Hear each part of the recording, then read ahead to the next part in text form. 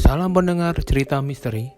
Selamat datang di channel yang akan menemani aktivitas kalian dengan konten horor dan misteri dalam bentuk audio, yang pastinya no jump scare. Semoga nuansa horor dan misterinya masih terasa. Di episode kali ini, saya akan menceritakan pengalaman yang akan dialami oleh Amri, yang kisahnya dialami sewaktu Amri memasuki dunia kerja untuk pertama kalinya. Oke teman pendengar, kita langsung ke ceritanya menurut sudut pandang si Amri. Selepas lulus STM, tepatnya tahun 2001, aku memutuskan untuk langsung mencari kerja. Karena kalau mau kuliah, nggak ada biaya. Pikirku sih, aku akan kuliah dari uang yang terkumpul, dari uang hasil keringatku sendiri. Entah kebetulan atau tidak, masa nganggurku selepas STM hanya sekitar 6 bulan saja. Ya, aku STM jurusan mesin, dikabari oleh tetangga soal lowongan kerja. Lowongan itu datang dari perusahaan tekstil di Bandung. Mereka membuka lowongan pekerjaan di bagian operator mesin. Gak pikir panjang, langsung aku tinggalkan Garut untuk merantau ke Bandung. Perusahaan tempatku bekerja ini sudah lama berdiri, kabarnya dari tahun 70-an. Ketika sampai di sana pun, dengan mata kepalaku sendiri aku menyaksikan banyak bangunan lama atau gedung-gedung yang sudah tua. Perusahaan ini letaknya di bilangan Cisadas. Singkat cerita, aku datang untuk wawancara. Karena referensi yang bagus dari tetanggaku, tes wawancara aku lalui tanpa hambatan. Untuk jabatan awal adalah membantu operator mesin yang sudah ada.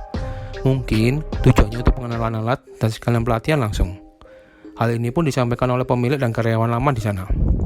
Selang beberapa hari bekerja, tiba-tiba pemilik memanggilku dan bilang, "Amri, sebelum dapat tempat tinggal, kamu boleh tinggal di sini dulu sementara," ujarnya. Ya sudah, alhamdulillah, rezeki nomplok batinku. Tapi ya gitu, perusahaan memang aslinya nggak ada mes. Jadi sekitar 6 bulan pertama, aku tinggal di gudang pabrik. Ya gak apa-apa lah untuk sementara ini, pikirku. Gudang ini sendiri ada di salah satu pabrik, yang dalamnya banyak mesin-mesin tekstil.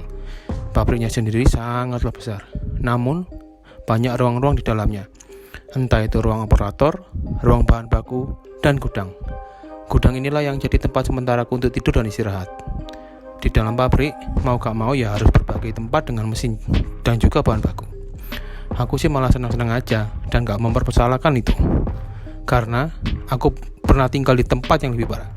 Tapi ya itu, banyak juga cerita yang beredar tentang angkernya pabrik ini. Pabriknya sendiri terletak di benar-benar paling ujung di kawasan pabrik. Dan menurut teman-teman, gedung pabrik yang sudah tua jadi penyebab kejadian serang yang banyak dialami oleh karyawan di sini.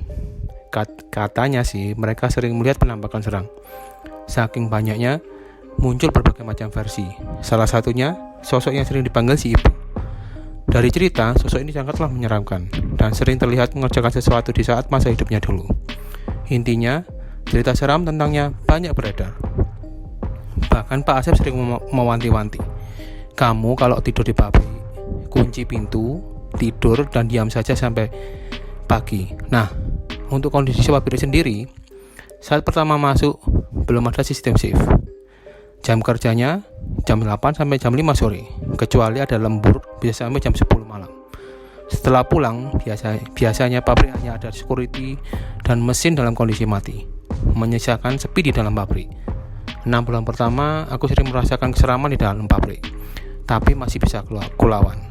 Juga aku mengikuti pasaran dari Pak Asep untuk tetap di gudang saat malam tiba. Kondisi di gudang sendiri, aku tidur beralaskan tumpukan kardus. Nggak lama kemudian, atasan membawakanku karpet tebal dan bantal selimut. Cukup nyaman lah pikirku. Aku pun terbiasa tidur gelap gulita dalam gudang. Hanya lampu luar saja yang sedikit memberikan cahaya. Untuk kejadian-kejadian aneh, biasanya sering aku abaikan, atau dengan menahan ketakutan hingga pagi menjelang. Tapi, ada satu kejadian yang menurutku sangat menyeramkan. Kejadian ini cukup untuk membuatku meninggalkan gudang dan membuatku bertekad mencari tempat tinggal sendiri. Jadi begini runutan peristiwanya. Biasanya, selepas jam pabrik, aku menghabiskan waktu di pos security sampai malam. Kalau sudah ngantuk, baru aku balik ke gudang. Jarak pos ke gudang kira-kira 200 meter. Memang gak jauh, tapi harus melewati kawasan pabrik yang tadi aku bilang sepi sekali. Waktu sudah menunjukkan jam 10 malam, dan aku pun balik ke gudang. Kawasan pabrik sepi, dan hanya ada lampu kecil untuk menerangi kawasan pabrik. ditambah dengan dinginnya udara Bandung, membuat aku mempercepat langkah menuju gudang. Dan begitu masuk gudang, langsung aku kunci dan menggelar karpet. Terakhir lihat, jam menunjukkan angka 11 malam. Setelah itu, langsung aku tidur. Tapi itu cuma sebentar, karena nggak lama, ada terpaan cahaya terang. Cahayanya terang sekali, nggak menyolokkan mata. Bahkan aku yang masih menutup mata pun masih merasakan silaunya. Aku juga masih ingat kalau aku masih di karpet dengan bantal dan selimut. Mau nggak mau aku terpaksa bangun sambil mengucek-ucek mata dan berpikir, ini cahaya dari mana? Perlahan aku buka mata dan ternyata benar, gudangnya sudah terang benderang. Cahaya itu asalnya dari lampu pabrik. Lah, apa aku kesiangan ya? Batinku. Pas aku lihat jam, ternyata masih jam 1:30 pagi. Dan anehnya, pas aku duduk sambil mengumpulkan nyawa, itu pintu gudang dalam kondisi setengah terbuka. Padahal selalu aku kunci sesuai anjuran dengan Pak Asep. Dari pintu gudang itu aku pun mengintip. Di luar sana, mesin-mesin menyala dan lampu terang benderang. Ditambah lagi, banyaknya karyawan yang wira-wiri dengan kesibukannya. Wah, apa ada pekerjaan mendadak ya? Pikirku. Saat di tengah kebingungan, aku dikejutkan dengan masuknya orang dalam gudang. Orang itu berseragam pabrik. Seketika itu langsung aku tanya, "Pak, memang ada produksi ya malam ini?" Orang itu hanya diam dan sambil mengerjakan sesuatu. Dan aku pun sadar, sama sekali aku nggak pernah melihat wajah orang itu. Nggak lama dia pun keluar ke gudang. Aku yang masih kebingungan langsung mengikutinya keluar. Ternyata dia ke ruang mesin. Di depan pintu, aku pun terdiam, hanya mengamati sekitar isi pabrik, dan benar ternyata lampu menyala dan ruang mesin beroperasi. Terlihat pemandangan normal, seperti kesibukan di pabrik saat ada proses produksi. Kemudian, karena masih penasaran, akhirnya aku meninggalkan gudang dan memperhatikan sekitar. Semua masih kelihatan sibuk dan gak ada yang sadar dengan posisiku saat ini. Dan yang bikin tambah aneh, aku gak mengenali satupun wajah mereka. Semuanya nampak asing. Tapi, kok mereka berseragam pabrik? Siapa orang-orang ini ya?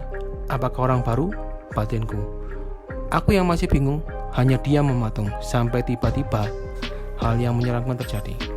Semua para karyawan itu, perlahan tubuh mereka menghitam. Ya, secara perlahan, tiba-tiba menghitam. Seperti hangus terbakar dan berasap. Namun, mereka tetap saja bekerja, seolah nggak terjadi apa-apa. Ya Tuhan, apalagi ini, batinku. Aku dari tadi diam, hanya mematung dan dikejutkan lagi. Pabrik yang tadinya terang benderang, tiba-tiba mendadak gelap total. Sosok-sosok yang tadi terlihat bekerja, tiba-tiba saja berhenti dan memalingkan tubuhnya ke arahku. Ya, mereka semua. Mereka yang tadinya tidak memperhatikan, sekarang malah nampak memperhatikan aku. Sampai satu di antara mereka mendekat ke arahku. Sosok ini sendiri, tanpa kepala, perlahan mendekat ke arahku. Tubuhku pun kaku. Di posisi itu, hanya doa meminta tolong padanya yang bisa aku lakukan. Dan akhirnya kaki ini bisa bergerak. Sontak, langsung saja aku lari ke pintu keluar. Kali ini, sudah pasti pos satpam tujuanku. Tapi tiba-tiba, terdengar suara yang sering aku dengar saat tidur. Suara apa itu? Ya, suara gesekan sapu ijuk dengan lantai. Akhirnya aku balikkan badan dan menuju gudang. Aku mencoba tidur kembali, sampai akhirnya suara itu semakin dekat ke arah gudang. Sebelumnya Pak Asep dan lainnya pernah cerita kalau ada penampakan ibu-ibu yang dulu pernah kerja di sini. Beliau tukang bersih-bersih dan sudah kerja puluhan tahun dan akhirnya meninggal 10 tahun yang lalu. Salah satu penampakan saya yang sering, ya penampakan ibu itu. Balik lagi ke suara itu. Yang awalnya hanya suara sapu ijuk, sekarang malah kedengaran suara langkah kaki dengan sandal karet di atas lantai semen. Keteplek, keteplek, keteplek, kira-kira seperti itu. Langkah kaki pelan dengan proses menyapu pelan. Bikin tegang ditambah udara dingin Bandung yang sangat dingin. Detik berikutnya, ada suara yang belum pernah aku dengar. Suara apa itu?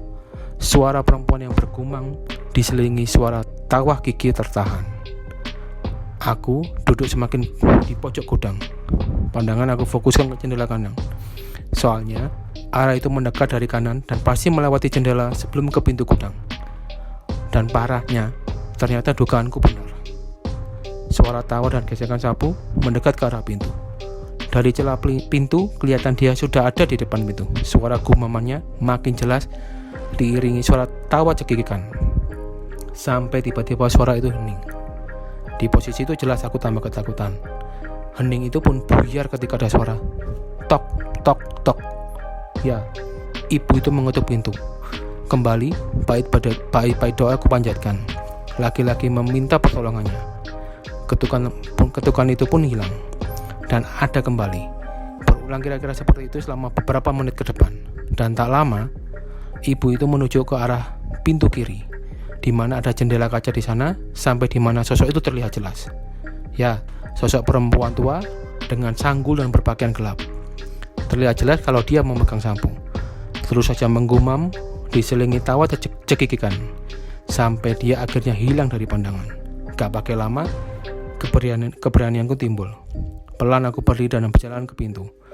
Dari kaca jendela aku mengintip sekitar, dan ternyata kosong. Sosok tadi sudah gak ada.